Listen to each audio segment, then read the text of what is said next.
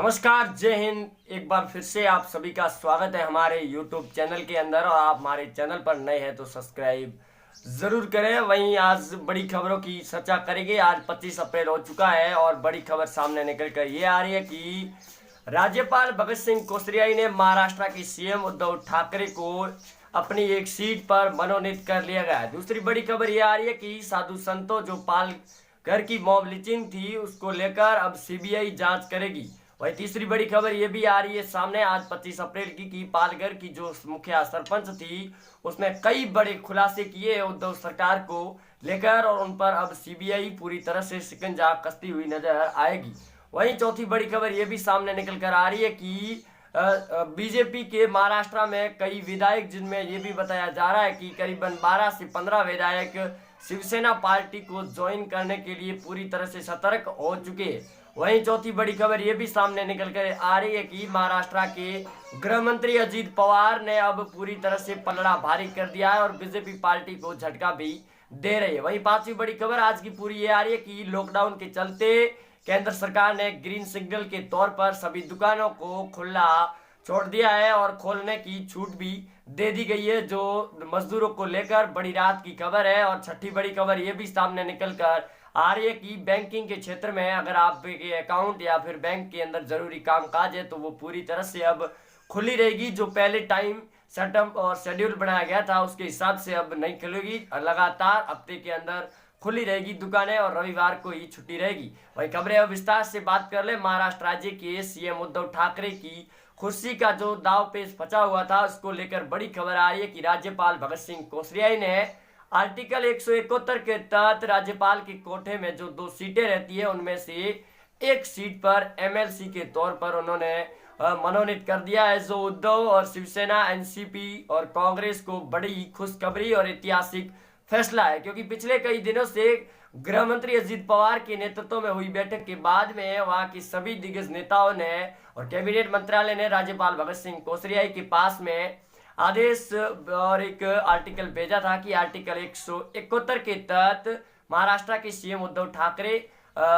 समाज कल्याण या सामाजिक क्षेत्रों के अंदर अच्छे तौर पर विकास और उनकी पकड़ भी मजबूर है, इसके चलते उन्हें मनोनीत कर दिया जाए, जिसके चलते आज आर्टिकल 171 के तहत उन्हें मनोनीत भी कर दिया गया था। क्योंकि इससे पहले आर्टिकल 164 के तहत उद्धव ठाकरे ना तो विधानसभा के सदस्य थे ना ही विधान परिषद के, जिसके तहत उन्हें इस्तीफा देने का पेच फंसा हुआ था कि इस उद्धव ठाकरे को इस्तीफा देकर फिर से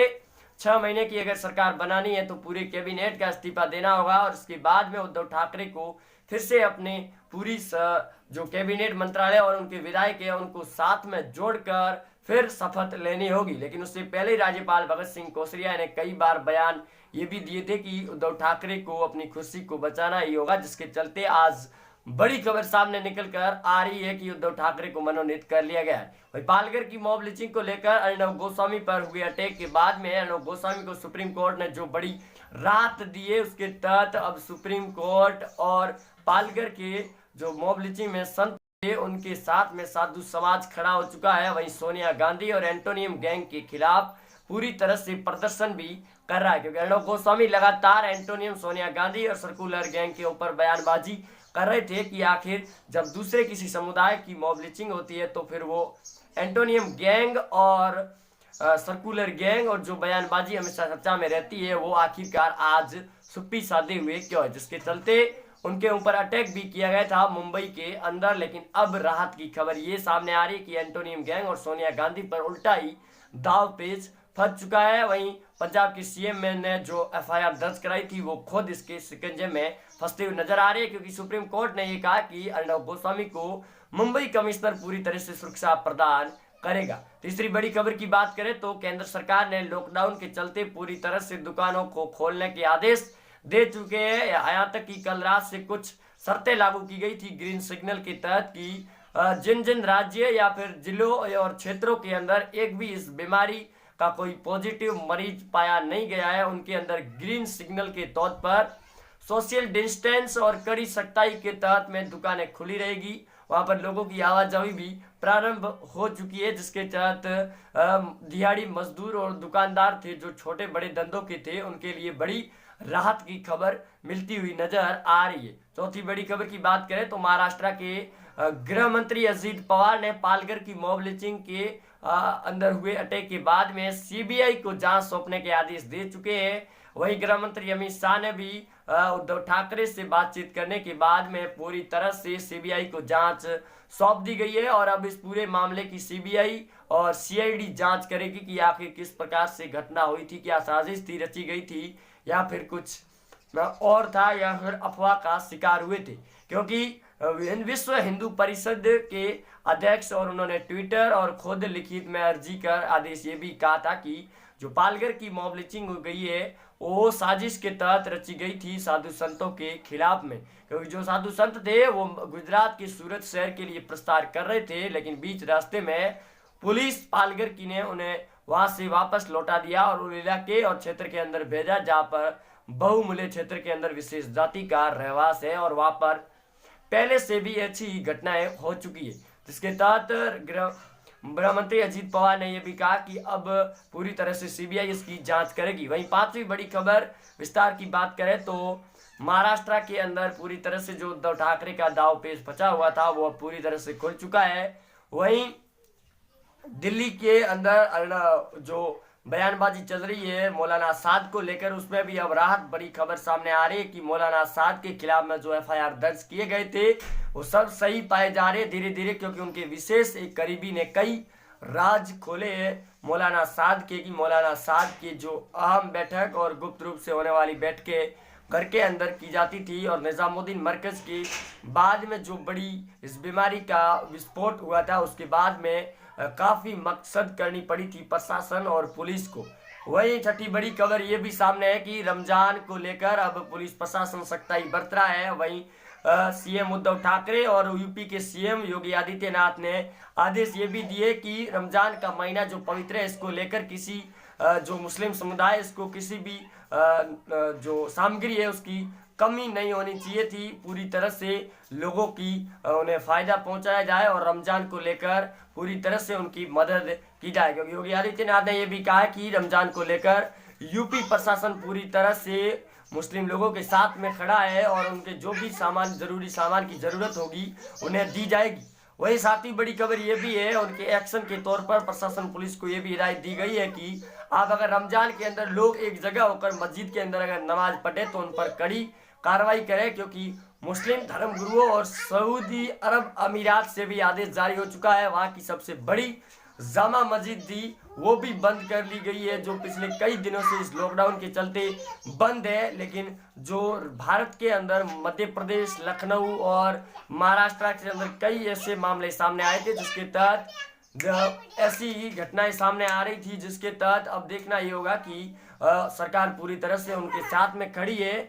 और लोगों की मदद भी कर रही है। वही इस नमाज को लेकर अगर सामूहिक कोई नमाज पढ़ी जाती है तो फिर उनके ऊपर कड़ी कार्रवाई की जाएगी, क्योंकि मुस्लिम धर्म गुरुओं ने यह भी कहा कि लोगों से निवेदन रहेगा कि आप उनके घरों के अंदर ही नमाज और रोजे रखें ताकि रमजान का पवित्र महीना पाला जाए। यहाँ तक कि उन्होंने ये भी कहा कि अगर कोई मुस्लिम लोग या फिर मुस्लिम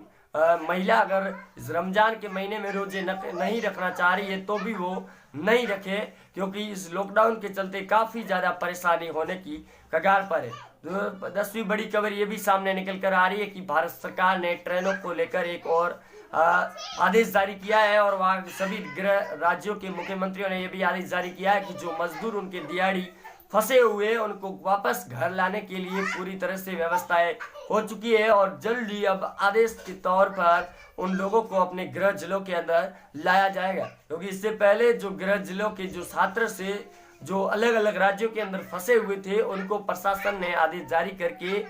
बसों की सुविधा के द्वारा अपने गृह जिलों के अंदर लेकर आ चुके हैं। और अब जो मजदूर दिहाड़ी फंसे हुए हैं अपने कई गृह राज्यों से अलग, जो पैदल यात्रा करके अपने राज्यों के अंदर पहुंच रहे हैं, लेकिन सीमाएं लॉक होने के कारण उन्हें वापस भेजा जा रहा है या फिर उन्हीं सीमाओं पर ही रोका जा रहा है। लेकिन अब बड़ी खुशखबरी निकल कर सामने ये है कि उन्हें अब वापस घर ले जाने के लिए प्रशासन पूरी तरह से प्लानिंग तय हो चुकी है और जल्द ही 3 मई से पहले ही उन लोगों को घर पहुंचाने के लिए सरकार पूरी तरह से आदेश जारी भी हो चुकी है। वही इस महामारी को लेकर पूरे भारत के अंदर लोग एकजुट होकर इसकी मुहिम से अंदर जुड़े हुए हैं। वहीं वॉरियर भी टीम इसके अंदर लगातार अच्छा प्रदर्शन कर रही है। पीएम नरेंद्र मोदी 3 मई को और संबोधित करेंगे और जिन इलाकों या फिर राज्यों और क्षेत्रों के अंदर इस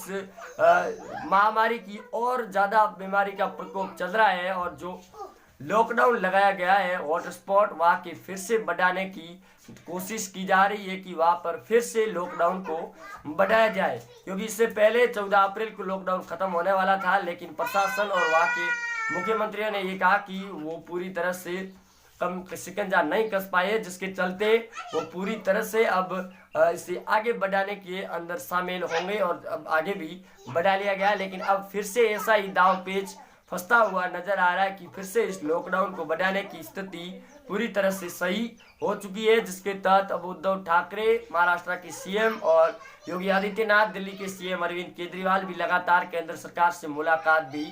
कर रहे हैं और जल्दी बड़ी खबर और राहत भरी खबर आने की पूर्ण संभावना है, क्योंकि दुकानें पूरी तरह से खुल चुकी है केंद्र सरकार के आदेश और शर्तों के बाद में, और अब बाकी की धीरे धीरे यातायात व्यवस्था भी सुनिश्चित करके वो खोली जाएगी। जो लोग फंसे हुए हैं अपने अलग राज्यों के अंदर उन्हें भी वापस घर लौटने के लिए पूरी तरह से सुविधा मिलती हुई नजर आएगी। और अब जो दाव पेच फंसा हुआ था महाराष्ट्र का वो पूरी तरह से खुल चुका है। वही महाराष्ट्र के अंदर आप शिवसेना की सरकार फिर से देखना चाह रही है और उद्धव ठाकरे को सीएम देखना चाहते हैं तो लाइक जरूर करें, कमेंट बॉक्स के अंदर जय शिवसेना जरूर लिखें। मिलते हैं अगले अपडेट के साथ, तब तक के लिए जय हिंद, वंदे मातरम।